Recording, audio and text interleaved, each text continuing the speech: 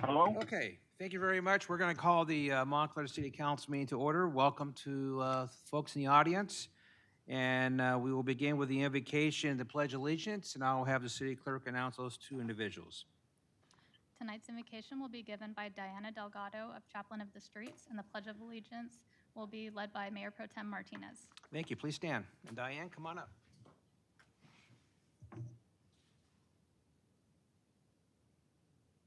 Good evening, everyone. Praise the Lord. Let's pray. Heavenly Father, we come before you with hearts full of gratitude and praise. We ask that you will bring peace to our community and our nation. Impart your divine wisdom upon our council meeting tonight. Give all our council members wisdom and guidance as they deliberate on all items before them. May every decision be righteous in your sight, for our benefit and for your glory. We pray your will be done. In the name of the Father, of the Son, and of the Holy Spirit. Amen. Amen. Amen. Okay. Please join me in the Pledge of Allegiance. I pledge allegiance to the flag of the United States of America, Of the United States of America, and to the republic republic for which it stands, one nation, under God, indivisible, with liberty and justice for all.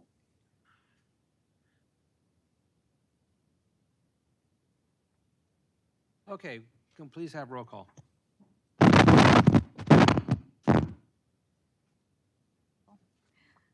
Okay, first I would like to state for the record that Councilmember Rue will be participating via teleconference in tonight's meeting, and all votes will be taken by verbal roll call. Councilmember Mendez. Councilmember Lopez. Here. Councilmember Rue. Present. Mayor Pro Tem Martinez. And Mayor Dutray. Here. Thank you. Next item will be a presentation. I'm going to ask my council colleagues to please join me, and we'll be honoring the Emergency Nurses Week. I believe we have someone here to join us. Come on.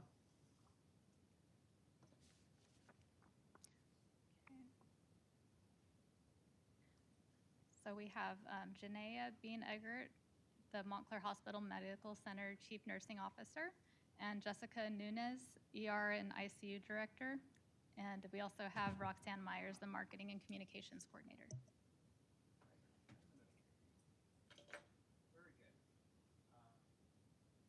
First of all, I want to say I appreciate you three being here today, and obviously we're a partner with Montclair Hospital, and nurses are very important, including, and more important, I was as important, are emergency nurses. And whereas approximately 167,000 emergency nurses in the United States who have expertise in caring for all emergency patients across the spectrum of the lifespan, whereas emergency nurses are highly trained to recognize life-threatening problems and solve them on the spot, whereas emergency nurses continue to stand strong no matter the challenges they face or the defaults to which they are brought to them, and whereas these characteristics provide a broad scope of practice of the delivery of critical and complex care within a limited time frame to healthcare consumers of all ages and backgrounds. And so on behalf of the City of Montclair and myself, as the Mayor of Montclair, we want to honor Emergency Nurses Week of October 5 to 11. And again, I just want to say that I really appreciate all the hard work. I know, especially COVID, it was a very difficult time in the medical field, very difficult time for nurses. Many nurses having to go through that period of time. Obviously, you guys are also the front line when it comes to emergency, along with police and fire. And you see all the horrible things that those who are have been injured have to go through. And so again, myself, the City Council, we appreciate all the nurses here in Montclair, and obviously throughout the country, for everything they do. So I'd like to give you the proclamation, and we'll do the pictures. There you are.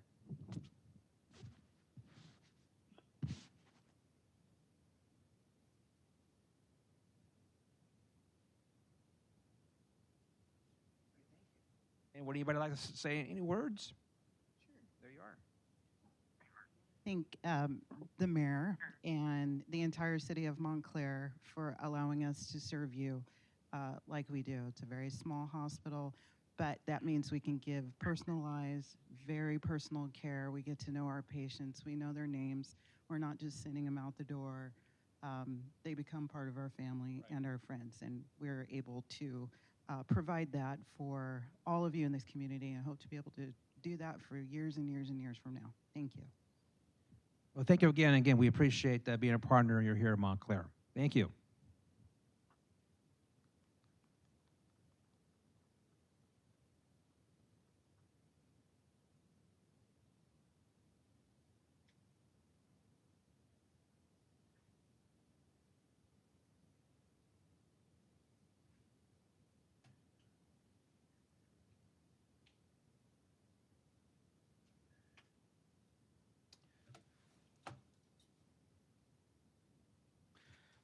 And I believe the Montclair Hospital has an event coming up sometime the first week of October. Yeah, they're still organizing it. I believe it's going to be an organizational internal event. Okay, thank you. Next item is public comment. This is an opportunity for members of the public to address the City Council on any items that are under the consent calendar portion of the agenda. Public hearings will be dealt separately. And also to address the City Council on any item that's not on the agenda. City Council is not able to comment on any items that are not on the agenda. You'll have 5 minutes. And I'll ask the City Clerk to please announce if you have any speakers. Our first speaker is Jay Minek. Come on up. Hello. Hello. Yes, I'd like to address the 9% increase I got on my bill for sewers. I'm a senior citizen, and that's a pretty big increase. Mm-hmm. And I don't know if there's anything can be done by the city to offset some of this. I would think they could have put that into effect maybe over several years or something like that instead of all at once. But that's what I wanted to talk about. I'm not the only senior that's concerned with it either. We're on a fixed income. The only time I get any raise is a little bit at the first of the year for Social Security. That's it. Well, thank you. Appreciate it. Thank you. And I'll just address that real quickly, since that increase is not by us. It's by the Inland Empire Utility Agency that handles the regional sewage. And we handle the domestic, the local sewage here in Montclair, and then it gets transported into the regional sewage that the Inland Empire Utility Agency manages. There is a advisory committee which I serve on. I represent Montclair. We did deal with that issue, the rate increases. I was in opposition of that. There'll be another 9% next year as well, so 18% over 2 years. And again, I oppose that as well. The advisory committee I serve on did not support the increase. The increase was adopted by the IUA board. It's an elected board. That includes a representative that represents Montclair and Upland on that board for his district. And I agree with you. It's the wrong thing to do, but unfortunately, that's not outside of our hands. Okay, next speaker. Next speaker, Bill Kaufman.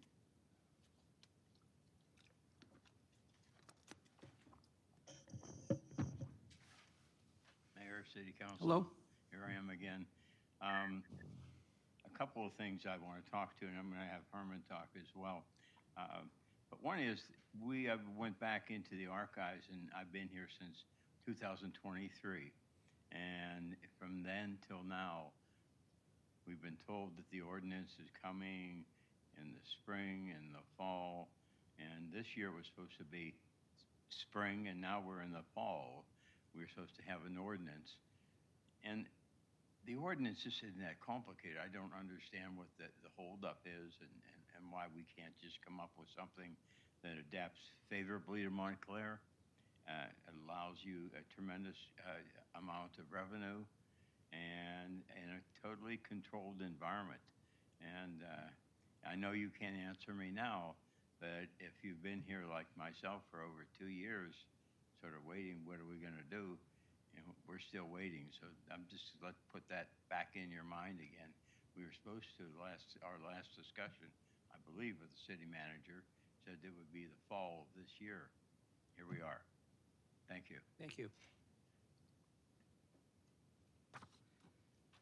Our next speaker is Herman Jamson.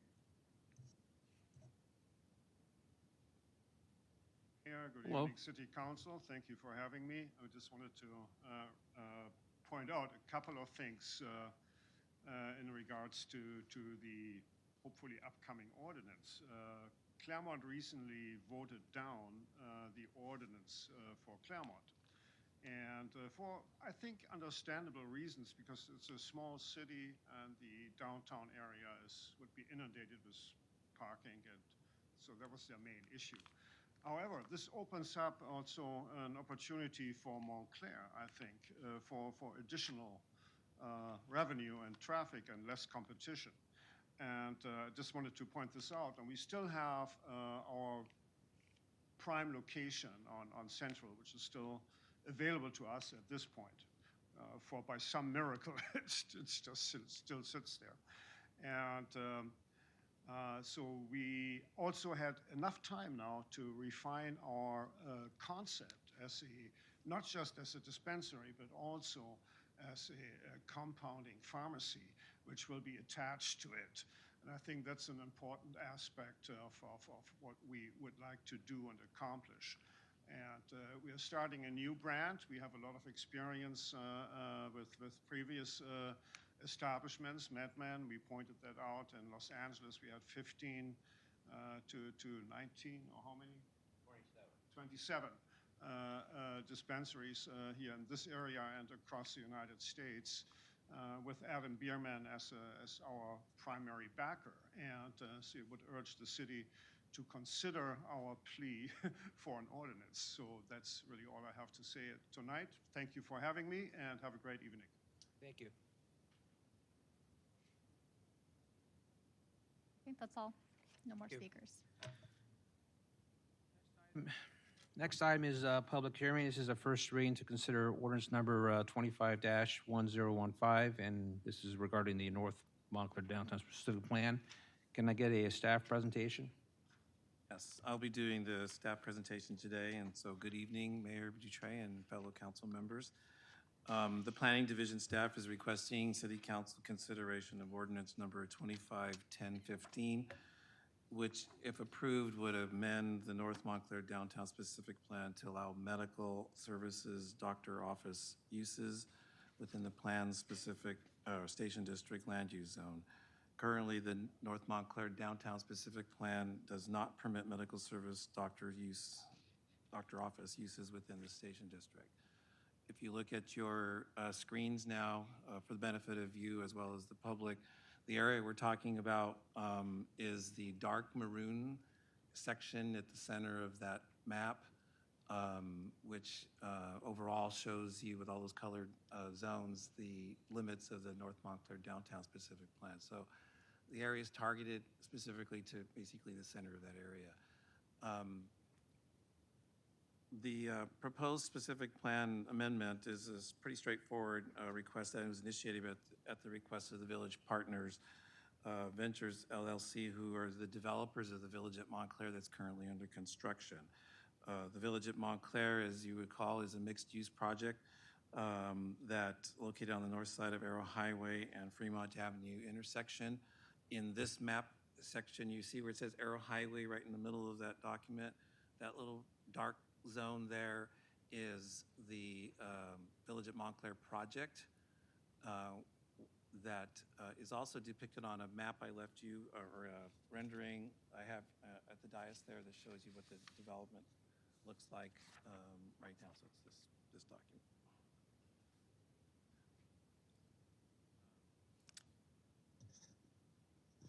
The developers initiated the request to amend the specific plan because it was their desire and is their desire to lease a space to a dental office use that would occupy the bottom floor of Building 2 within the project area. If you recall, the project has 4 main buildings, 3 of which I think have retail commercial opportunities on the ground floor.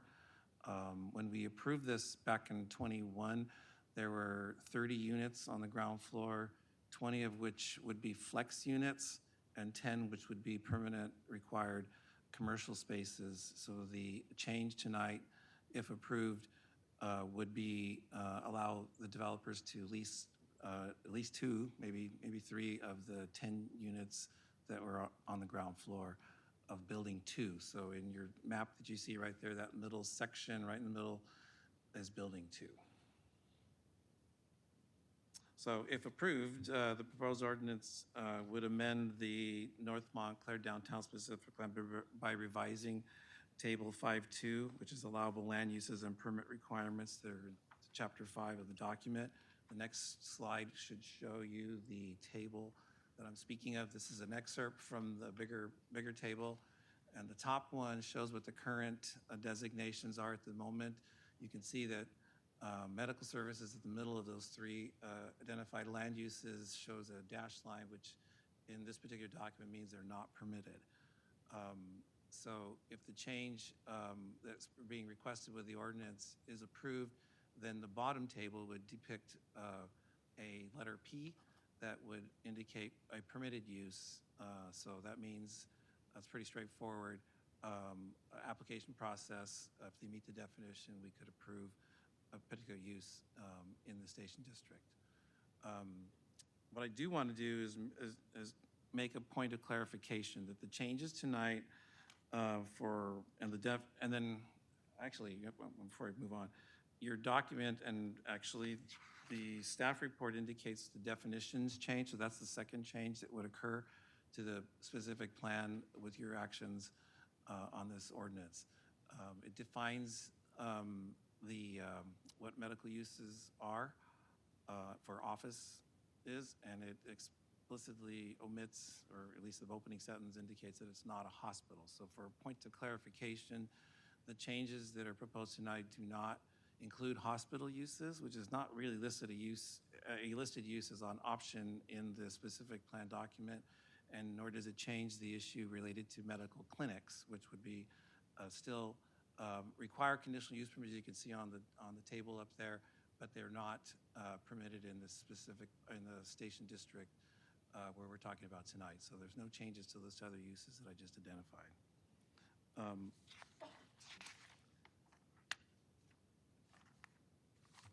In the staff report, we indicated why staff felt that this was a pretty straightforward and easy proposal for you tonight. It's modest in scope, and it's appropriate based on the findings that were contained in your documents, as well as in the draft ordinance. So on August 11th, the Planning Commission took up the item, and by a 5-0 vote, they approved Planning Commission Resolution number 25-2010 that was recommending the City Council adopt the proposed specific plan amendment. So tonight, I don't have much more to say other than, in closing, we recommend that the City Council do the first reading of the proposed ordinance, and if appropriate, set the public hearing for a second reading to consider the adoption of the ordinance at your October 20th, 2025 regular scheduled meeting. So if you have any questions, I'd be glad to answer. A representative from the Village Partners is here in the audience as well. Okay, this is a public hearing. I want to open up the hearing. Do we have any members of the public who wish to address the City Council? No? Nobody? Okay. Then we'll close the public hearing. I'll bring the item back to the council. Mayor Pro Tem Martinez. This is just purely out of curiosity, but are there waste disposal considerations or other safety considerations that are the reason why it's not currently zoned for medical use? No, not that I'm aware of, other than the standard protocol that doctors' offices use for however they dispose of their medical use. Sometimes some of that stuff can go into the general waste. Other times it has to be specifically taken off-site by qualified haulers that periodically pick up the material from their offices. But I don't know why it was omitted, honestly. We scratched our heads a little bit, but it is what it was, and that's why we had to change it. Was omitted from the zoning plan, or it was omitted from the developer's plan? It was omitted from the land use table that we were showing the excerpts from, so it was one of those that we deemed at that point in time as an not a permitted use, and now we're asking for the change. Yeah, I'm just curious what the difference would be between like a regular business office or a small clinic. For example, a regular doctor's office could be a dentist. In this case, it's a dentist, so you go in for periodical cleanings. You might go to an audiologist that would maybe check your hearing. You could go to an optometrist. And with this definition the way it is, or the zoning would, where it's prohibited right now, you couldn't do that. And those are services that are typically you find in small residential, commercial areas that people depend on to use for daily activities and needs. Okay, that makes sense. It's the way the definition is worded that is the reason the zoning is an issue right now. We didn't fuss too much with the zoning definition as it was. We just made a few substantive changes by crossing out the requirement for 4 or less doctors, because you might have a 5th one and then it's a perfectly good, sane use, but we decided not to try to have to be counting heads. Thank you. Councilmember Lopez.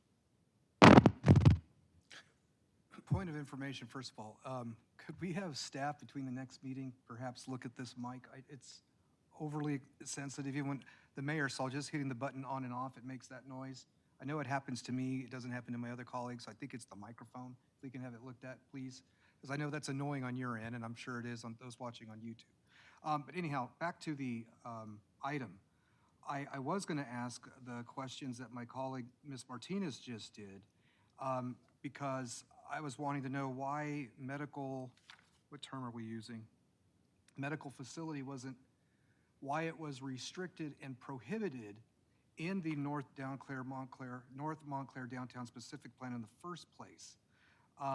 Because it just seems like an unnecessary restriction. I'm glad that Village Partners is bringing this forward.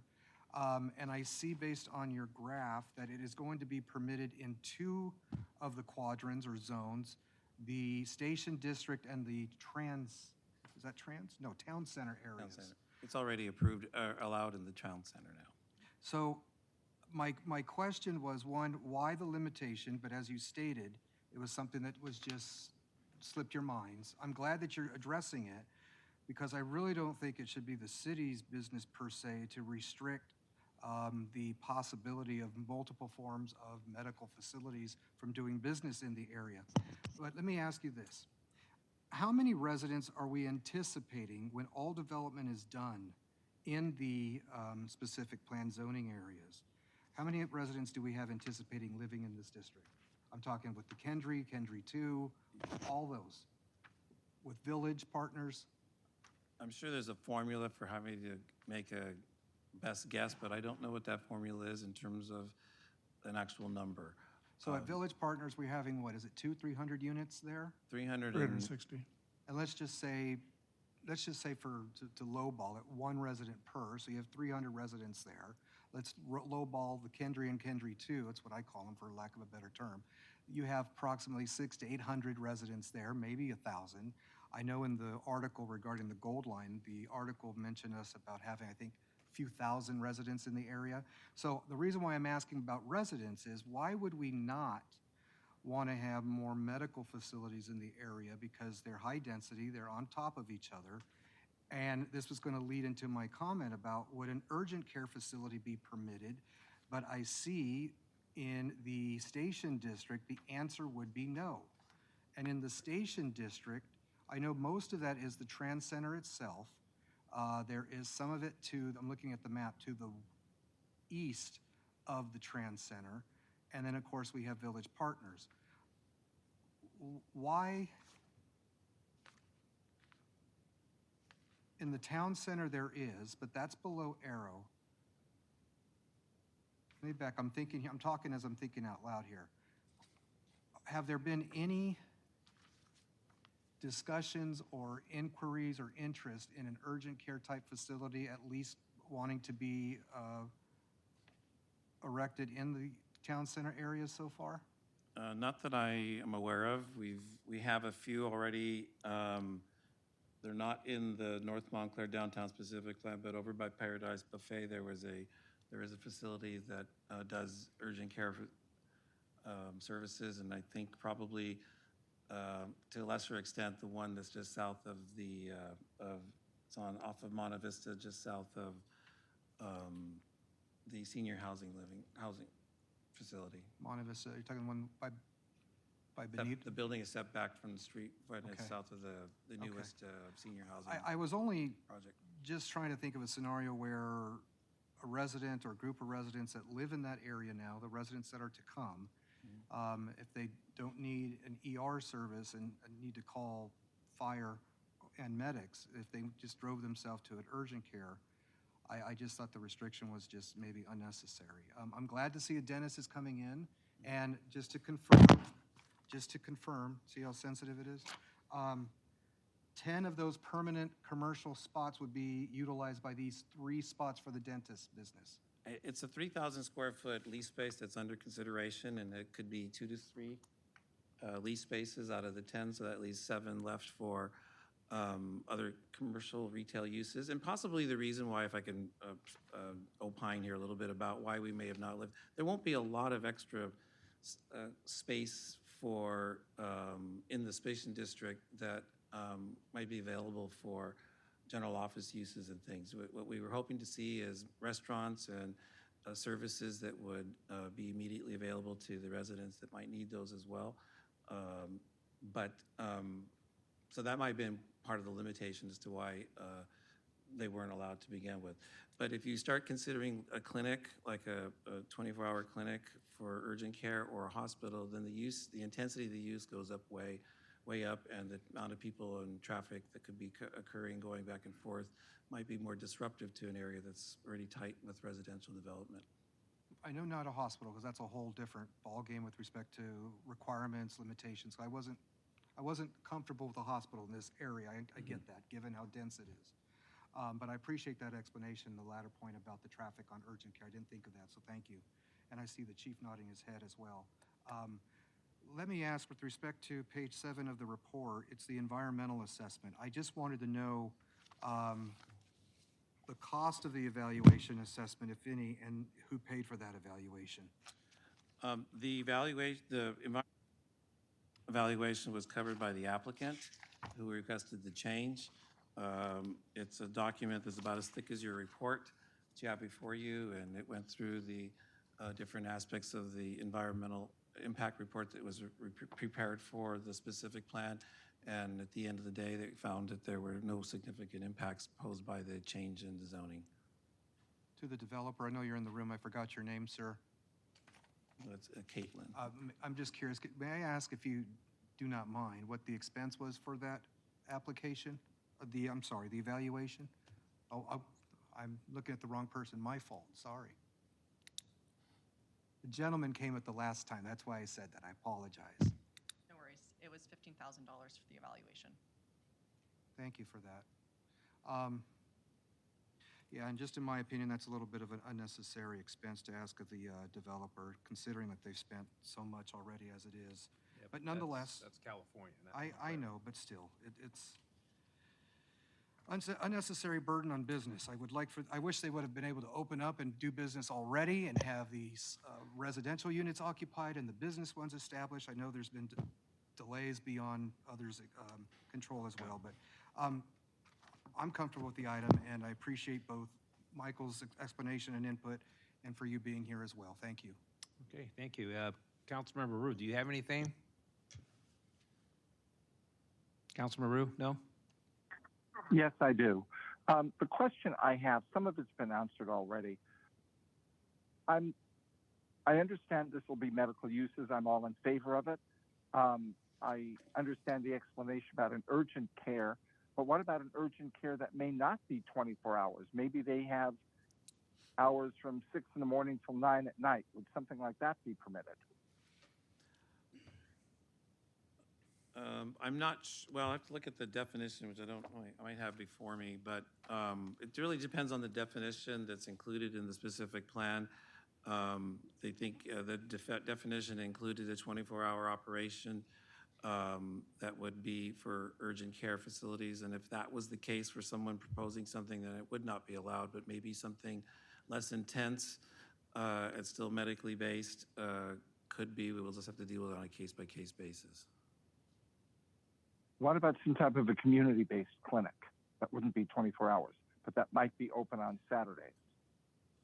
Again, that might be something that could happen. It's because the definition for medical use and consideration tonight has to do with outpatient care. So it could be a possibility that a community-based medical office use could happen. And that would include things as well as an ophthalmologist, ear, nose, and throat specialist, or something of that sort, right? That's correct. Okay. Because I absolutely think something like this is necessary, so I'm fine with that. Okay, thank you. Councilmember Lopez, you had Just another one question? more follow-up. I thought I read somewhere, I do, okay, page 4 of the staff report, in the new medical services doctor dentist office description, there's a phrase there that says, other than nursing staff. Are we restricting nursing staff at all? Or is that just saying these are permitted to say that these are excluded? No, we're not excluding nurses, Okay. especially on nurse night. We're not doing Well, that's where I was like, wait a Yeah. minute, because you need obviously nurses in dental's offices. Yeah. All right, I just wanted to make sure there was no exclusion of nursing staff. Okay, thank you. All right, thank you very much. And obviously, this project was before us about 3 or 4 years ago, the Village Partners Project, with a concept that you have residential with focus more on retail, commercial retail, but more retail. I do understand, we develop these codes, and the specific plan doesn't mean it's going to be perfect, or doesn't mean times do change, and then you have to modify the plans as well. So in this case, the applicant came in. I'm pretty sure they spent a lot of time knocking on the door, trying to get your attention, trying to, state the reason why this should be an eligible use at the site here, and we're able to work it through and then determine what the impacts are and make it happen. So with that, I'm going to move that we approve as a first reading ordinance number 25-1015 be read by number and title only, and for the reading be waived. I will second that, Bill Rue. Second by Councilmember Rue, and we'll take electronic vote. It'll have to be a voice vote. since Oh, Bill you're is right, calling voice in. vote, so go ahead. Councilmember Mendez, Yes. Councilmember Lopez, Aye. Councilmember Rue, Aye. Mayor Pro Tem Martinez, Aye. and Mayor Dutray. Great, yes. Thank you, and I'll go ahead and read the ordinance. Ordinance number 25-1015, an ordinance of the City Council of the City of Montclair, amending the North Montclair Downtown Specific Plan to allow medical uses within the Station District Land Use Zone, case number 2025-06. Great, thank you. And again, under the Brown Act, if one of the members is at a different location or under Zoom, do we have to do a roll call vote? That's the reason for it. Okay, next item is consent calendar, and I'll start with Councilmember Rue. Do you have any items in the consent calendar, Councilmember Rue, you wish to pull? No, I do not. Okay. How about Council? Am I right, Councilmember Lopez or City Manager Starr? Yes, I do, Mr. Mayor. 2 or 3 of these are real simple 1-2 questions. So B like boy 9, B9, B12, B12, and both items, C1 and 2, I'm sorry, C1 and D1. C1 and D1. Okay. All right, how about my left? Anybody want to pull anything on my left, or has it already been pulled? I have nothing. Okay, so we'll start with Councilmember Lopez, and we'll go with C9. All righty. Regarding the item, who is the developer? This is regarding the Mission Boulevard parcel map. Who's the developer on the land that intends to sell the properties?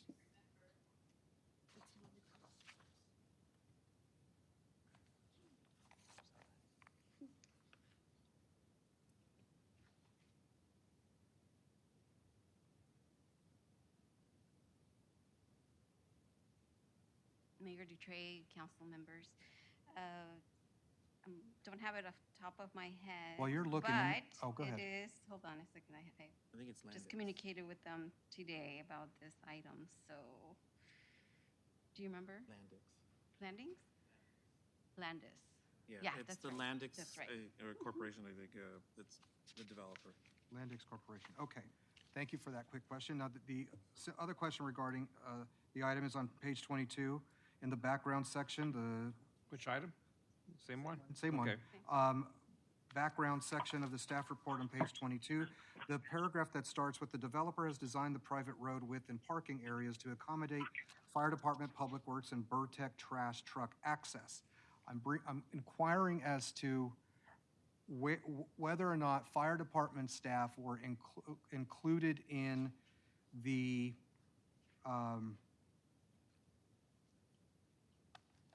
access issues. Yes, they were part of the approval from the tentative parcel map and throughout the whole process, including planning commission and all of that. So our fire staff were not our fire marshal consultant that we have on, we're contracted with. I'm not sure. I believe so. Yeah, we have a contract just for that purpose, to make sure that there's access available for the fire department crews that might be responding to that center. So we went through that thorough process way back when we did City Hall remodel. We were in the process, what year was that, 22, 23? So, yeah, they were deeply involved with it, as well as the Consulting firm was. They're actual retired fire marshal individuals, and they work on behalf of the city for the same purposes that the fire department would be interested. And the reason why I ask is because, and I have a stickler for this, and I brought it up regarding the Kendry 2 development. Might have even been Kendry 1. But it's my understanding that with respect to the Kendry 1 development, our staff was not consulted because the issue regarding the engine and their outriggers was not taken into account regarding the roads in the Kendry development. So I just want to know if our staff, our personnel on our payroll were consultant, or if the consultants were, but you answered the questions, it's the consultants. And I very much would rather have our staff consulted on it. Those are the only questions I had. Thank you. Okay, and I just want to say on this project here, it's a piece of land very difficult to develop. I know we had also code enforcement issues on the site here, and it's nice to see that this piece of land may be finally developed. So with that, I will go on to the next item, which is item B12, right? Yes, B12? I am very pleased to see that we're doing business with businesses inside the city. We're using Metro Honda for purchase of equipment for our police department. I'm a little bit bummed. I believe the other two vehicles are not purchased within the city, but I get it. There's probably some restrictions or limitations. I'm just very pleased to see that we're using Metro Honda here for purchasing of that vehicle. We're giving we're returning some of our money to a local business in the city. I believe the other two you're talking about is we're purchasing Ford units, and obviously we don't have a Ford dealership in Montclair. Right. No, that's why I'm saying there's limitations. I get it, but I appreciate the fact that we're doing it at least on one when we can. That's good in the eyes of the public. That looks good, so I appreciate that. That was the extent of my comment. Okay, thank you. One. That was also the lowest bid. That was also the Even lowest better. price too. Even better. Plus, Way there's to a bid go. process, you're right. Way to go, Chief.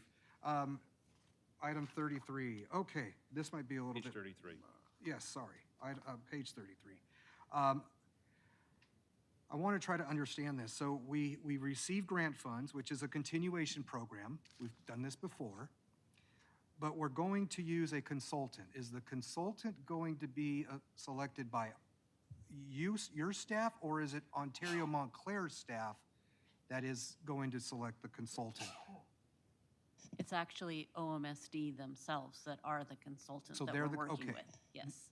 Great, you answered that point. Now, the 7 points, of the 7 points listed in the staff report, the 3 that I had highlighted were 1, assisting at least 7 households, assisting at least 24 individuals, and at least 12 people will achieve housing stability.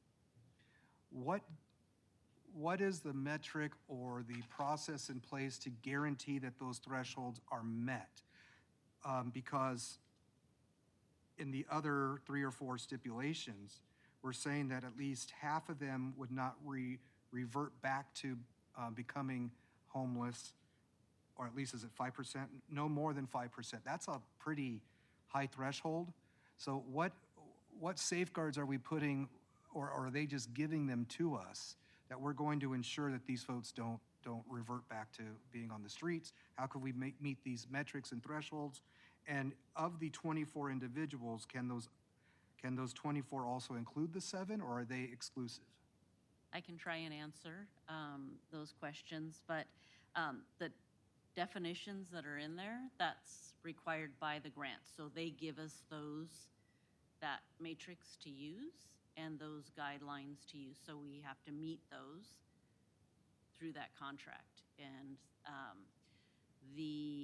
Alyssa's on the line. I think she could probably answer some more specific details to that.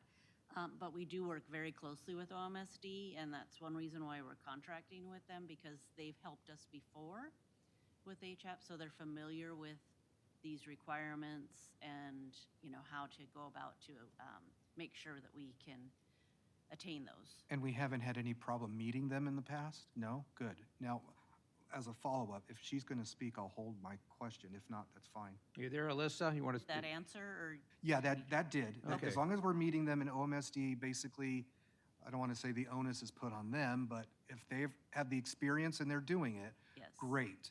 And that's part of the contract. And it says that the individuals will receive permanent affordable housing as quickly as possible. Where are we placing these individuals? OMSD has a lot of different avenues for housing, as well as our code enforcement officers. So, we're all after the same, what's available. And who knows if, we're working with the county on their programs as well. So, sometimes people are placed up in the high desert because that's what's available. It's not necessarily right here that we can place them. And there are ways for us to document that those individuals long-term are still there. Perfect. Okay, so there's follow-up aspect to this? There's a lot of paperwork involved with tracking all of these individuals and where they're at. And the only reason why I'm asking is because I know other entities and governments, you see it on TV, the monies that they've invested into housing, there's no accountability, people fall through the cracks, the program winds up not meeting its numbers. I would not want those accusations and that situation to happen to us. That's why I'm asking. And we have worked with OMSD before with HAP, and so we have complete confidence they'll be able to do what's necessary because they've done that before. Thank you to you and Kalissa's time on this. Thank you. And Marsha, I assume OMSD, this is more focused on students in the OMSD program, schools and their parents. Is that the focus more, or is it more broad? It's including, if our code enforcement officers have some folks that they come across, they'll work with OMSD. Okay. It'll be a partnership. Okay, and this is I call more economic homeless, not necessarily homeless who are dealing with drug, substance, or mental issues that we see on the street. This is more families who are getting ready to either they're living in a car, or living in a garage, or getting ready to become homeless. Get evicted, yes. And this is a means to get them placed, get them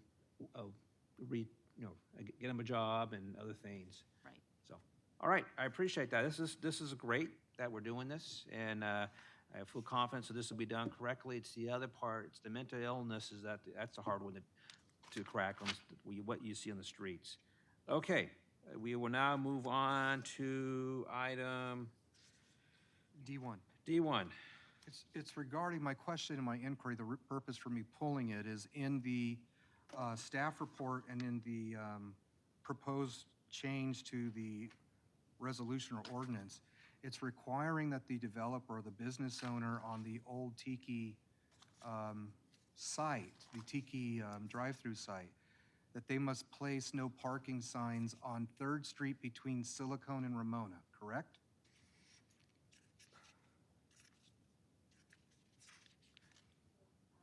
Actually, just in front of their new development.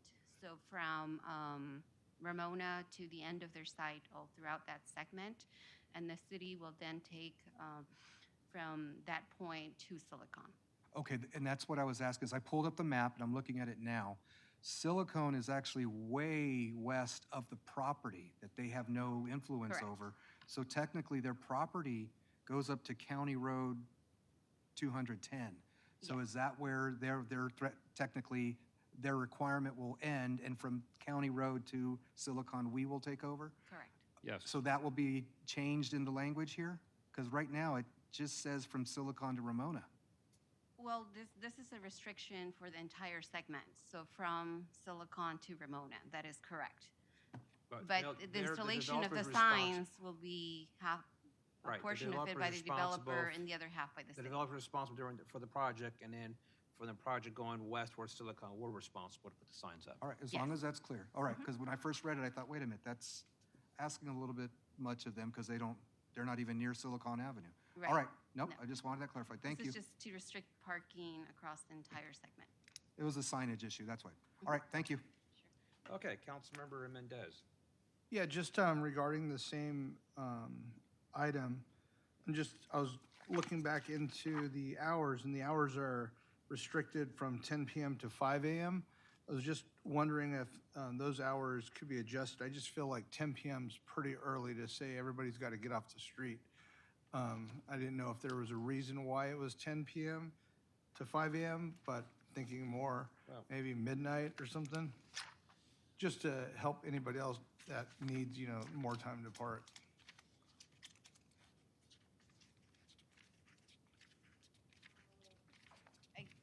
I don't know, maybe we can look into it, but right now our standard is 10 p.m. and most of our other roadways that we have that restriction. So, and the signs have been ordered already, and they've been, at least for the developer side, they've been approved. So, with those times. So those have already been, okay. Well, I think that's an appropriate time, 10 p.m. I mean, businesses are usually closed by then. The whole purpose of that is then you have other folks who park the cars on the street, as you know, and then we have issues. So I think that's appropriate. Okay, so if that's it, can I get a motion on the consent calendar? Mr. Mayor, I will move the adoption of the consent calendar as presented. Okay, I'll moved by Lopez and second by Mayor Pro Tem Martinez. We'll do a roll call.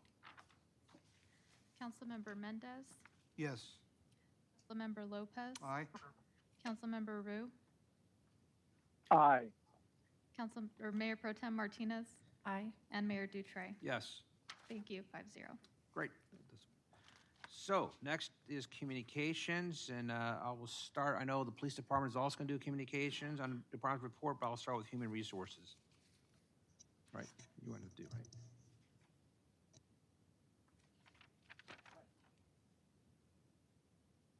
I just wanted to update you on a few activities that we'll be having in Human Services.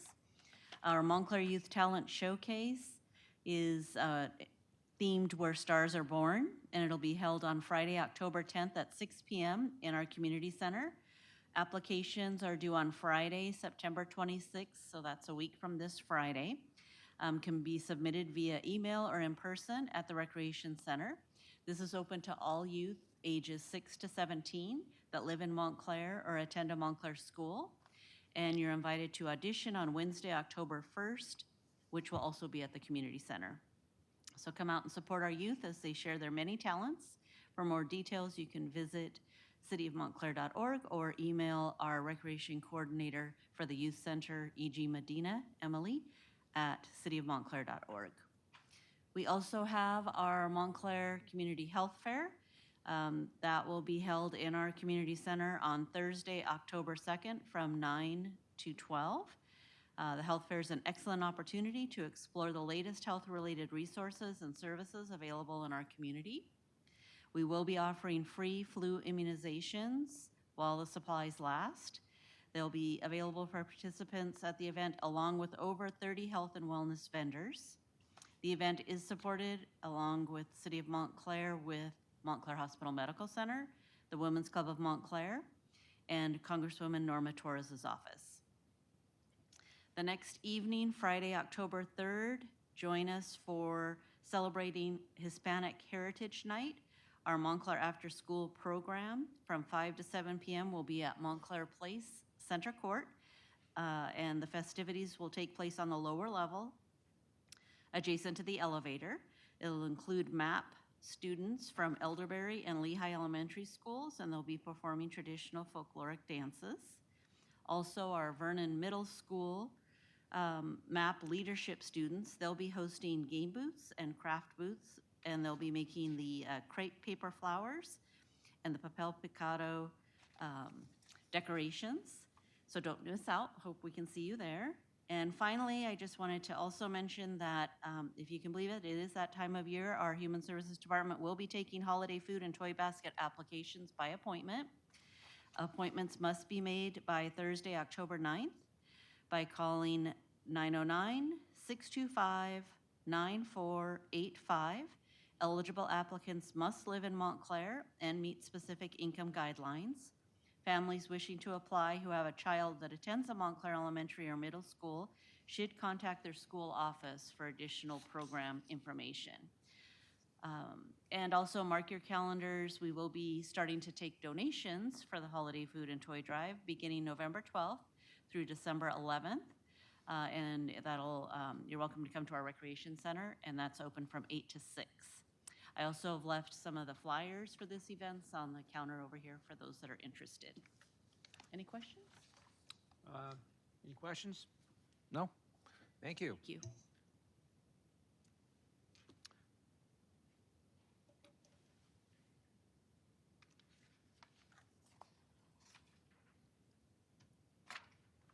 Good evening, council members, members of city staff.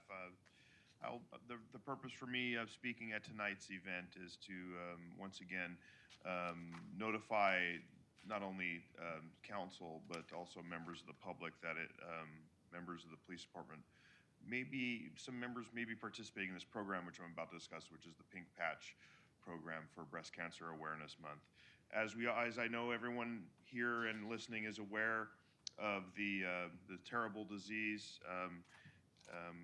I'd like to share a couple of statistics just as a reminder regarding breast cancer awareness and the Breast Cancer Awareness Month. Breast Cancer Awareness Month is an annual international health campaign organized by major breast cancer charities every October to increase awareness of the disease and to raise funds for research into its cause, prevention, diagnosis, treatment, and cure. About 1 in 8 women born today in the United States will be diagnosed with invasive breast cancer in their lifetime. Deaths from breast cancer have declined over time, but breast cancer remains the second leading cause for cancer death among women overall. Each year in the United States, approximately 264,000 cases of breast cancer are diagnosed in women and about 2,400 in men. About 42,000 women and 500 men in the U.S. die each year from breast cancer. So in support of Breast Cancer Awareness Month, the Montclair Police Department will be raising awareness and promoting early detection by authorizing the wearing of pink undershirts and uniform patches, including service stripes for our field training officers, sergeants, etc. With authorized uniforms, all sworn and non-sworn personnel will be wearing these between October 1st until the end of the month. However, the members of the department that choose to participate in this program, they won't be able to do so without partnering with Loma Linda University Medical Center, a 501c3 organization to raise funds for breast cancer awareness and research. Members wishing to participate have to make a monetary donation in order to be authorized to wear this alternative pieces of the uniform. And again, this is no cost to the city of Montclair. All costs are incurred by the employee for obtaining the items and having them installed on their uniforms. So again, this is a great outreach for us. It does start many conversations with the public. It's a unique thing to see. It's very common in law enforcement and fire, but we look at it as a way to show our support as PD. And we've raised thousands and thousands of dollars over the past decade from our members alone to fight this cause. So, any questions? Well, thank you very much. Thank you. Councilman Lopez. Yeah, questions, Chief. Yes. In the past, you provided us either with a shirt or patch. Are we going to get one this year at all? Yes, I'll find some this year once they're in the process of having them. Once this is approved tonight, we'll in the process of getting them from our vendor, and I'll find some for you. I appreciate For sure. that. And then may individuals or members of the council sponsor an officer so that money sponsoring them will go to Loma Linda? Well, I can post a link, or I can provide you with a link where you can go directly to Loma Linda University and make that donation if you wish. But our members, in order to wear the authorized temporary uniform alteration, we ask our members, submit to that cause. And just like anything else, they'll send you information throughout the year for other areas to donate as well. Loma Linda does as well. So it's nice that our members receive that information so they can donate in other ways if they wish. Could you pass that information to the city clerk so she Sure. can give it I'll to us send it to her, along with, yes. along with the patch or shirt Yeah, situation? yes. Okay, thank you. Thank you. Well, thank you. Thank you, Chief. I just want to recognize our former supervisor, Janice Rutherford Lim. Yes. She posted today 5 hours ago regarding breast cancer, and this is what she said: I rang the bell today, completing my final targeted therapy infusion for the breast cancer we have wiped out. So I just want to congratulate the Supervisor Rutherford for fighting that disease. We will now go down to the City Attorney. Yes, thank you, Mr. Mayor. I have two items as indicated in the agenda. The first one is to meet in closed session regarding pending litigation in the Martinez Ronquillo versus Montclair. And the second item is to meet in closed session regarding labor negotiations. Great, thank you very much. City Manager? Thank you, Mr. Mayor, members of the City Council. I know that for our community, the big concern today and for much of the last couple of weeks is the decision by the San Bernardino County Transportation Authority to no longer confer with the Foothill Gold Line Extension Construction Authority regarding the extension of the Gold Line to the Montclair Trans Center. I understand that members of the City Council may be making comment about the issue this evening. So I'm going to minimize the comments that I will be making, in part because the decision is one that is going to have some very significant economic consequences for our community, and staff is evaluating its responses and alternatives in relation to that decision by the board. I believe that there are a few things for us to look at, including potentially an appeal to the board pursuant to the terms of agreement between the cities and the Transportation Authority related to issues of dispute. So we will be looking at that as a potential alternative for us to engage further with the SBCTA on this particular issue. But I know that the council members have received an economic survey that was conducted by the Construction Authority that detailed the positive economic benefits of the project for Montclair. In addition to that, staff has engaged with Beacon to conduct a separate market analysis. We believe that the positive benefits of the Gold Line arriving in Montclair related to not only the development activities, but the synergy that the Gold Line would generate in North Montclair would be significant in the billions of dollars in relation to development activity, improvement to property tax values, improvement to sales tax, not only for the city of Montclair and the surrounding communities, but also for San Bernardino County itself. So these are issues that we believe the decision of the board was not fully immersed on, and therefore it was somewhat of a short-sighted decision because they did not have this sort of detailed information. Of course, they wouldn't have the market analysis that we are currently conducting, and we don't expect that to be completed until sometime in November. But we believe that that market analysis will show that there would have been and would be a significant economic benefit to the city of Montclair and the surrounding communities, again, and San Bernardino County. So we're moving forward with that study. We also believe that the decision was short-sighted in the fact that the Gold Line arriving at the Montclair Trans Center would potentially have removed as many as 5,000 to 10,000 vehicles from the freeways on a daily basis.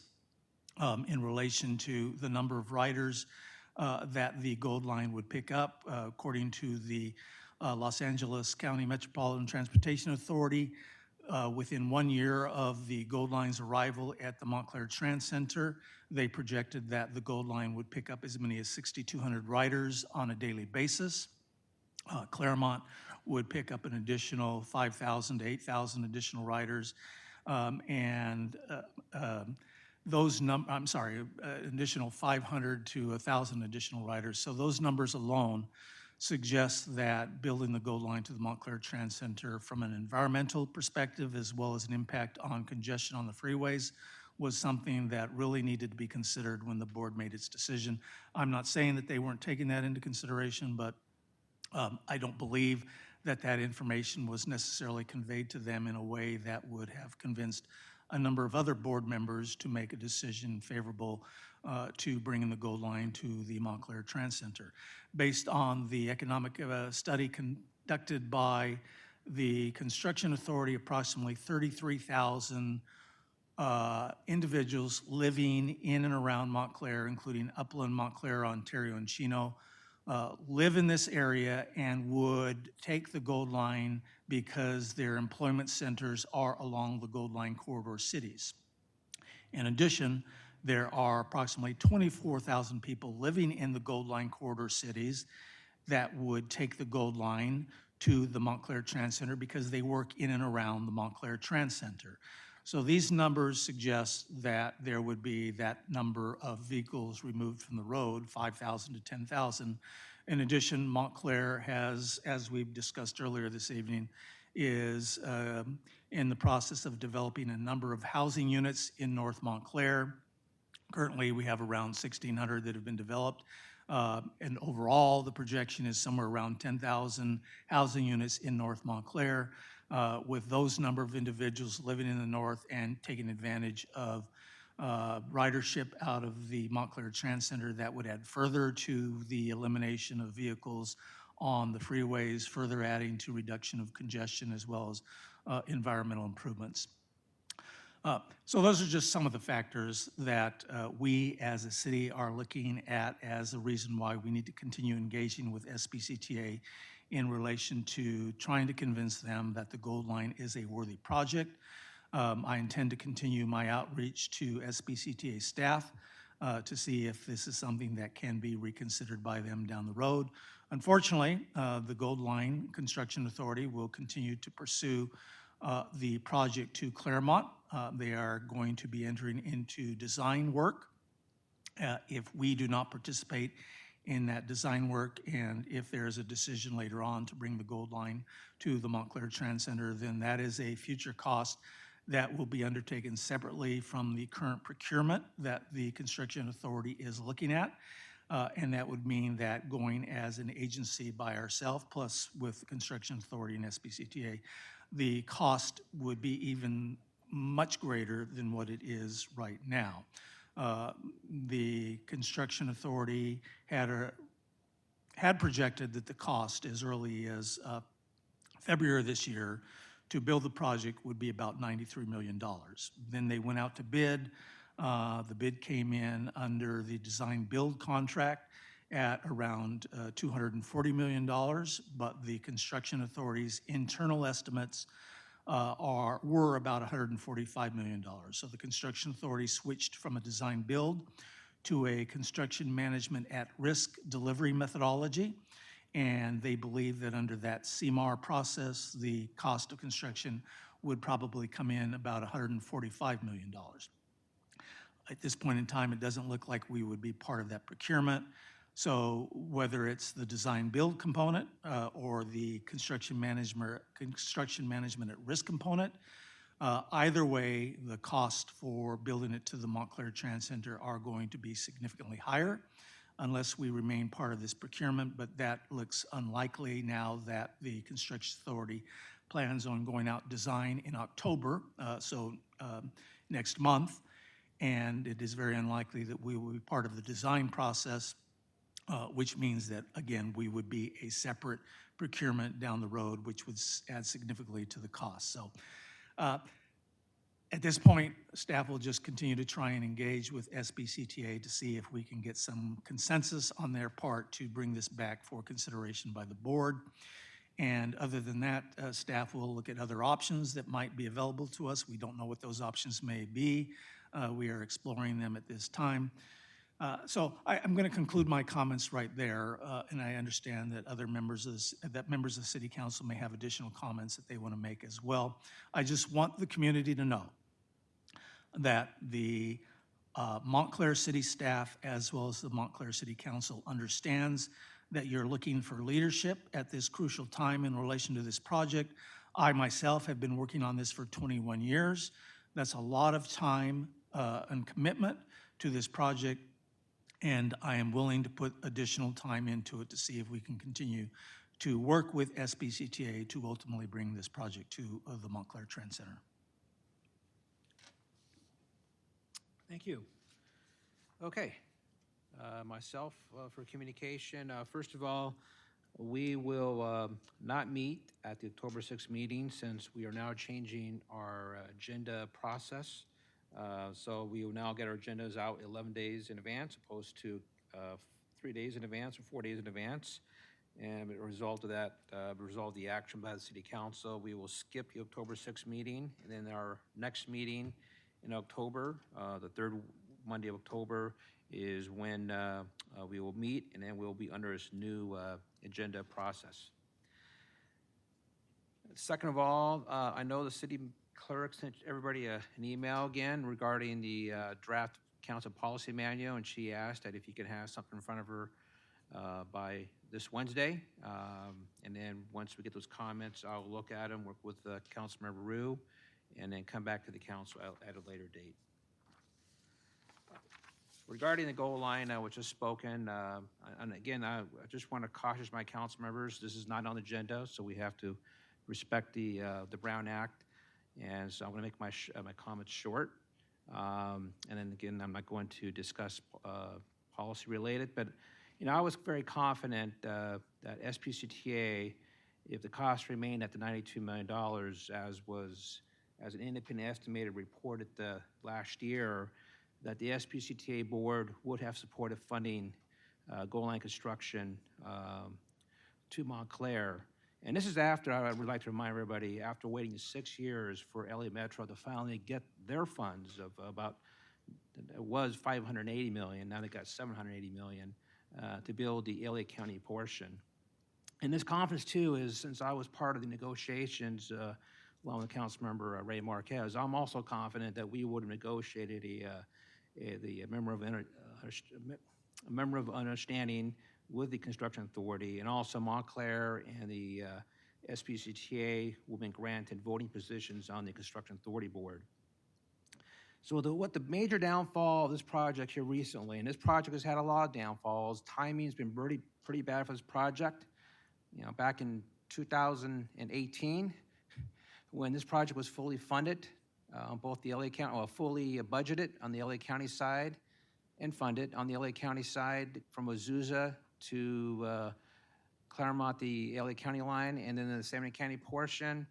Bids came in. Unfortunately, there was something called the tariffs back then imposed, and steel costs went up along with the other costs, and that's why that project was split. But it was ready to go in 2018, and SBCTA did held $80 million.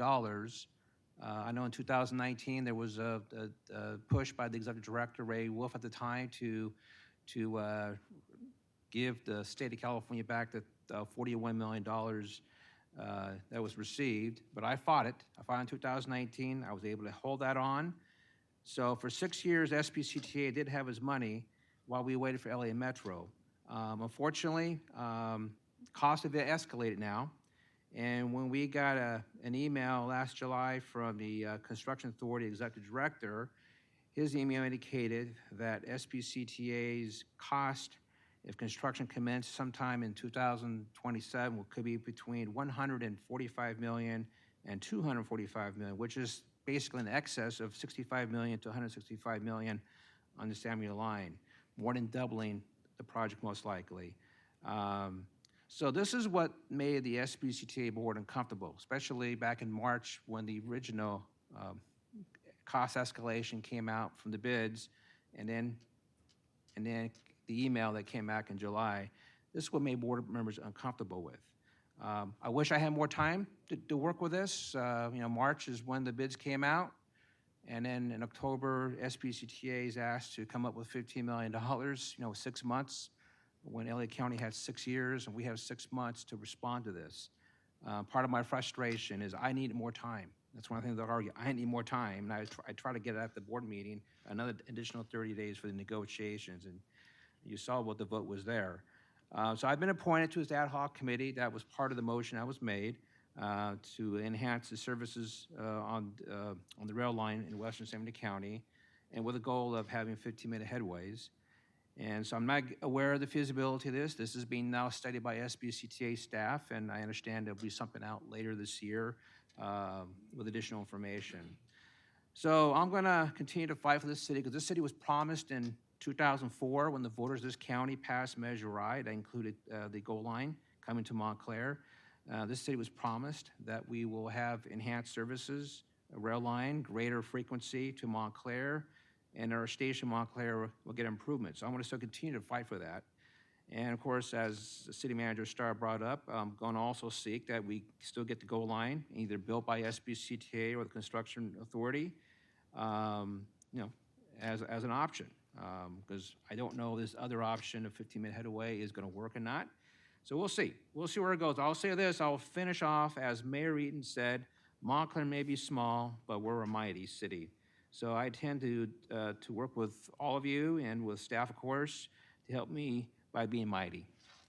So I'll conclude with GO line. And finally, I will talk about the incident that took place last week, the political violence that occurred in Utah. And I found this on Facebook, which I think was brilliantly done by Barrett Dunn. He's a student at Georgia College State University, a political science student, and then originally he graduated from Georgia Military College Prep School.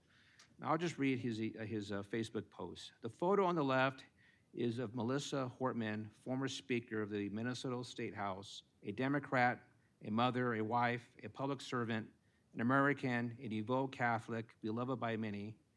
Back in June, she was murdered at her home in an act of gross political violence along with her husband, Mark, and their dog, Gilbert. She was murdered because someone disagreed with her politically. There's no excuse that her family or those who knew her, loved her, will accept for why she is not alive today. The photo on the right is of Charlie Kirk, founder of Turning Point USA, a rising star of the conservative movement, a husband, a father, a friend, an American, a devout Christian, beloved by many. Today, he was senselessly murdered at an event at Utah Valley University. He was murdered while exercising his First Amendment right to freedom of speech. There is no excuse that his family or those who knew him, loved him, will accept for why he is no longer alive. Their deaths are not the result of Republican evil or Democrat evil. They are a result of pure evil. Political violence is inherently anti-American, and it has no place on the right, in the center, or on the left. Political violence has no place anywhere. It's despicable, it's disgusting, it should never happen. Evil has the ability to fester on either side of the aisle, and it is the responsibility of all Americans to stop it. As Americans, we're all called to be just that, Americans, not Republicans, Democrats, or independents. As Americans, we should all join hand in hand to condemn atrocities like these. As Americans, we should focus on what unites us, not what divides us. What unites us is far greater, far more powerful than what divides us. So I'll conclude his last paragraph. My prayers are with the Kirk family, Charlie's friends and followers, the Hortman family and the friends, and for healing throughout America that can rid our nation of this harrowing political violence. And I 100% agree with this. So I'll start with Councilmember Ben Lopez. Thank you, Mr. Mayor. A few items. This coming Wednesday, the 17th, will be the State of the County event and address. I intend to be there and enjoy the evening with fellow counterparts from all 20, 30 agencies, cities from the county. Hopefully, my colleagues will be there as well. It'd be a good opportunity to see or hear rather, the latest happenings, accomplishments, and what's coming ahead here in the good old county of San Bernardino, which is America's largest county land-wise. An exciting event will happen, although it is not here in the city of Montclair. It will be a benefit to the whole region, and that is the launch party for the Ontario Baseball Park. I just had the graphic up on my phone. I think you all would be, yes, here we go. It's going to be at the Ontario Town Square, September 18th, 5 p.m. to 8:30 p.m. It is open to the public.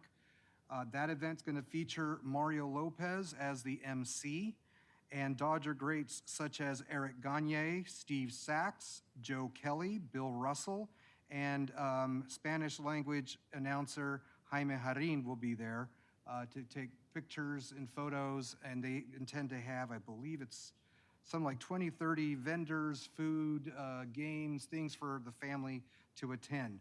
So it'd be great if Montclair residents want to come out and support them and support your local Dodger affiliate. That'd be great.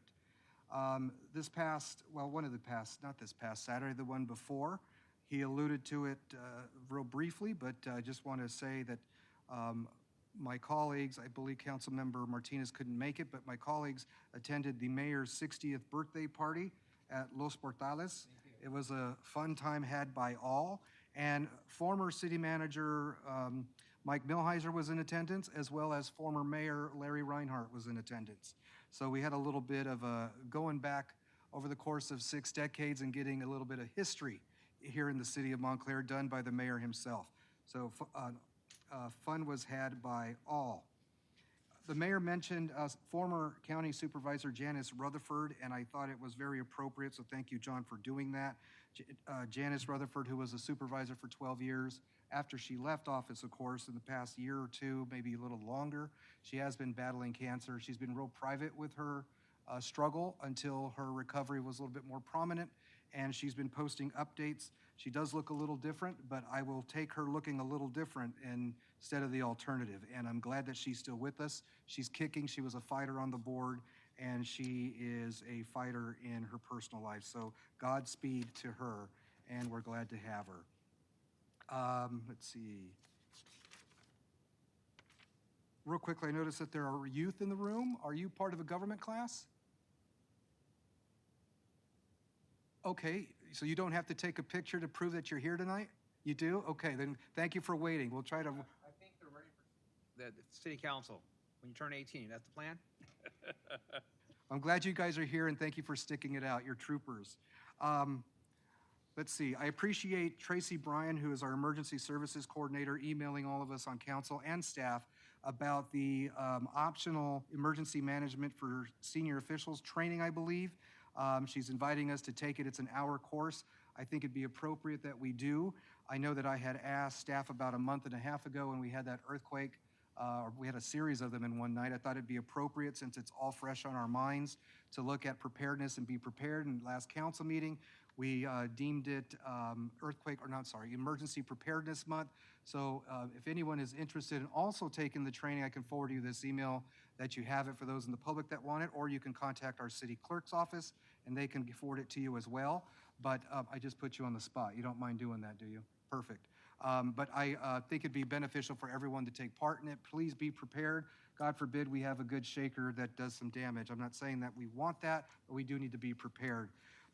Since we're not having a meeting on the 6th in October, I want to announce that the Seroptimus International for the Montclair Inland Valley chapter will be having their annual fall fundraiser, which is their casino night, Saturday, October 18th from 5 to 9:30 p.m. here at the Montclair Community Center. The tickets are $65 each, and each ticket includes $100 in casino cash, dinner buffet catered by Latin Spice Catering, and beverage tickets. And of course, as my former colleague would say, who was a part of this organization, I believe she's president of it now, former Councilman Johnson would say you can even pay $5 for a spin on the wheel, and win a prize, and every spin is guaranteed a prize of some sort. So don't forget, October 18th is the casino night for the Seroptimus International Ladies Group. And just real quickly, not to belabor the point, but I made, for the very first time in a long time, made some comments at the last meeting with respect to Gold Line. The decision that was made by the body, SBCTA, the immediate reaction to me was like, it was a sucker punch and a gut punch to those of us in Montclair that have been dreaming and anticipating the arrival of the Gold Line. I was 27, 28 years old when this was first brought out or brought up by city staff. I was on that side of the dais. I supported it then as a resident. I support it now as a councilman. I just, in the past 20-some years, as I stated in my prior comments, the city has done everything it needed to do to meet every stipulation, meet every projected goal, to make sure that the northern part of our city would be transformed into a transit hub in anticipation of that train.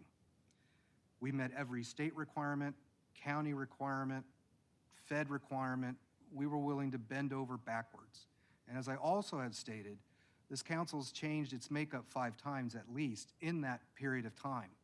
And every single council had come out in support of the Gold Line unanimously, even despite whatever differences we may have up here. That was one thing that united us on. Businesses have invested so much of their money in anticipation of that train. Developers have had to spend money to change their plans to accommodate that train coming with anticipation, not with degradation, but with excited anticipation. But nonetheless, they've made changes to their, everything, the layout, engineering, architectural designs of their property in anticipation of that train. Businesses along the way have invested and are now doing business and have made their business models in anticipation of that train. To my counterparts throughout the county, this little city that could has definitely done everything it could do to be prudent and to be wise and to seek the stop here in Montclair. It would not just be a benefit to Montclair, it would have been a benefit to Chino, to Upland, Ontario, Rancho, you name it. And it would also not have been a exodus of dollars from San Bernardino County to San Gabriel Valley, quite the opposite. Studies would have shown that San Gabriel Valley dollars would have been dumped into the county and invested here. And that would have been an asset and a value to our economy. I thank then Assemblywoman Norma Torres for fighting for Montclair, giving us a seat and representation when she was in the Assembly. And to his credit, Freddie Rodriguez carried a bill to try to get us representation and a seat on the governing body. And even to this day, we have Congresswoman Torres fighting hard for appropriations and whatnot for the train. So I thank everyone over the past 20 years to today for their very diligent and persistent effort. To our city manager, to our staff, to our mayor for representing the city very well. Thank you for that. Please do not give up. I know you won't. Even if we have to settle for an interim option, let's do that. But nonetheless, that would help the northern part of the city. If it's guaranteed that we will never, ever see that train, then we may have to look at how we revamp the northern part of our city that we anticipated and did everything in anticipation of the train. But that's a bridge we will, no pun intended, have to come to and cross when it happens. But nonetheless, it's a little bit of a sucker punch and a gut punch to our aspirations for the time being. But this little city that could, I guess, lives to fight another day. Thank you. Thank you. I'm going to go to Councilmember Rue if he's got any comments. Council comments again. Let's make our comments on the Gold Line short, in spirit of Brown Act, or condensed. Remarks, simple remarks. Let's see, attorneys give me a look. Go ahead, Bill. Okay. Before I get into my remarks, I do need to find out this evening if I am legally permitted to participate in closed session. Yes, you are. Okay. Yes. So I will just stay on the line. Just stay Okay. online and we'll get you in somehow. First of all, I'd like to ask the city manager and Mr. Ortiz if potentially we could talk to Dr. Lally about an issue he's having, is moving the HSA, our community clinic, over to Holt Boulevard. He has a special pod that has certain supplies they need, not medical, not medicine, but different supplies they need. That pod is there, and he said he's been told that he is now lacking one parking space. I think we can work this out for community clinic. Let me know what we can do, because this is very important to our community, that we have a clinic that our residents can access and turn around and become healthy. It's also, as you know, the HSA has been very active in our community, and I'd like to see what we could do with that. Mr. Starr, do you think we could work that out? Well, I can't really respond this evening regarding your question, but Okay. I will be working with Mr. Diaz regarding the issue. I Again, mean, as Mr. I Diaz, indicated I'm to you so before, I sorry. believe it's a parking. Yeah, I'm sorry, I meant Mr. Diaz. I was looking at something else on an agenda. Anyway, we are going into Hispanic Heritage Month. Certainly that is something that is everywhere in Southern California. The contributions of our Hispanic brothers and sisters to the region are unlimited. And we go back to the founding of the Pueblo in Los Angeles, at what is now La Placita Church. And of course, the founding of that Pueblo grew all of Southern California into what we have today. So it is truly a time to celebrate. Mayor Dutre, thank you for the words about the political violence, the assassination of Mr. Kirk, the assassination of Senator Portman and her husband are unacceptable. I also look at the assassination of two children doing nothing more than praying at church. Unacceptable. We've had way too much violence in our country. We can go back to see the assassination of John Kennedy, the assassination of Robert Kennedy, the assassination of Dr. Martin Luther King. We can see the assassination of Malcolm X. Of course, the assassination of Dr. King, and of course, Medgar Evers, whose own children saw him blown up in front of their very home. It's unacceptable in our society. We need to stop demonizing people. When we start calling out people and saying, this one is lesser than someone else, I am superior to you, my group, whatever it happens to be, is better than yours, or you are inferior to me. That's where some of this starts. We've got to stop that. My parents taught us we're all God's children, deserving respect, dignity, and equality.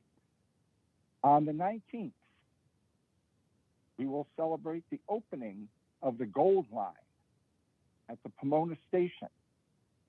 It will now go Pomona to Laverne, to San Dimas, to Glendora, and then on to the Azusa Pacific Azusa stop, and then on into Union Station, and then, yes, all the way down to Long Beach.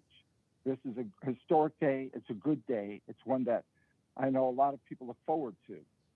But there's a difference between the Gold Line and Metrolink. Metrolink is a line that runs more direct to Los Angeles. The Gold Line runs along the foothill communities.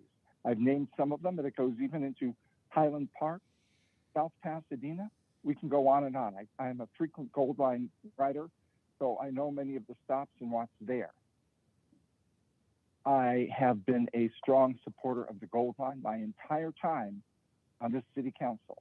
I go back to the days when then Assembly Member Adam Schiff was pushing for the Gold Line. When then Mayor of Pasadena, Chris Holden, was talking about the Gold Line. And Mr. Mayor, you may remember some of the people involved in this in the early days. Doug Tessiter, of course, John Fasana, Lara Mendy, I can go on with many others, who are semi-retired now, but still involved in pushing for this. This was a commitment made to Montclair. AB 1600 signed into law by the governor, and the bill was written by then Assemblymember Norma Torres, says the eastern terminus of the Gold Line is Montclair. I remain committed to getting this done. I view it as simply a temporary setback. If we look at the history of our region, and I won't go back to the early 60s, but I will go back to the late 70s and early 80s when the then Route 30, now the 210, was to be completed all the way through. Well, there were some holdups, there were some setbacks. Most of you will remember it ended roughly in Laverne near Foothill Boulevard. They kept pushing for it. It became a reality that benefits our region. We see every day the western-bound traffic on the 210, the 10, the 60, going into the Los Angeles basin. It's congested, it's difficult. In the evenings, you return on the eastbound, and it's the same traffic. We need to do something to move people through this region. They call this the brain train because of the numbers of universities that will be on that are on this line. Cal Poly, but right from Pomona to Cal Poly. University of Laverne, well, train stops right there at the entrance to the University of Laverne. We can go on to APU, Pasadena City College, many other institutions of higher learning. This is an opportunity for our families to take better jobs in the LA area. It's also an opportunity for the people in the LA area and San Gabriel Valley to be able to take jobs here. It's a win-win for everybody. I thank the cities, and I'm not going to name all of them tonight due to the shortness of the length of this meeting, but I really thank the cities of Upland, Chino Hills, Fontana. There were several others who supported us and continue to support us. I thank our cities in the LA area, the San Gabriel Valley cities, whether it's Monrovia, whether it's Laverne, whether it's another city. What most people don't realize is every city in the San Gabriel Valley, the San Gabriel Valley Council of Governments, they were asked to give up something in order to help fund the Gold Line. Even cities that were not Gold Line cities. I'm thinking of Diamond Bar, Rosemead, West Covina. I can go on and on. They had the faith that this would get through to Montclair. We do not want to let them down. I won't let them down. I believe that if I were to sit here in 20 years from now, the Gold Line will be up, operational, and moving people. We move across county lines every day. The future Bright Line, which I know we support, will go from Rancho Cucamonga to Clark County, Nevada, in another state. If we can move people from San Bernardino County to Clark County, we certainly can move people from San Bernardino County into Los Angeles County. We already have that. Foothill Transit at our transit center runs people from Montclair into the San Gabriel Valley and from people in the San Gabriel Valley to Montclair. We know we cross county lines. We have Riverside Transit. It runs from Montclair to Riverside and from Riverside back to Montclair. Of course, Omnitrans is right there in our own county. We need to realize we're a regional economy and we need to do what we can to move people. Another thing to consider is that we have a population that's aging. Not everybody will have a car in the future. They may not be able to drive. But if we have the Gold Line, they'll be able to go to recreational opportunities, also to be able to visit friends and family. So I remain committed to this. We will prevail. A temporary setback is just that, a temporary setback. We're examining options. We have a lot of them, and we're going to pursue them. We also owe it to our neighbors in the San Gabriel Valley who really support this and get it for everyone. They've supported us. We will support them. And it doesn't help when we make negative comments about our friends in LA County. Oh, we don't need to be told what to do from this city or that city or the other city. We're one region now. That was solidified well over 70 years ago with the 10 freeway coming in from downtown LA all the way to San Bernardino. The same thing with the 60 freeway in the 70s and the 210 in the 1980s. So we're together, we're united, we're going to move forward with this. Thank you. Thank you. Councilmember Mendez. All right. Not a whole lot. But first, I just wanted to say thank you to the staff. I know that it's probably been a little hard on you guys to have to change, to go to a different agenda date. But I do appreciate everybody adjusting their calendars, to help to get this out to where we have a little bit more time to review agendas when they are big. I know not always are they large, but I definitely know that we'll appreciate that when we do get those. So thank you.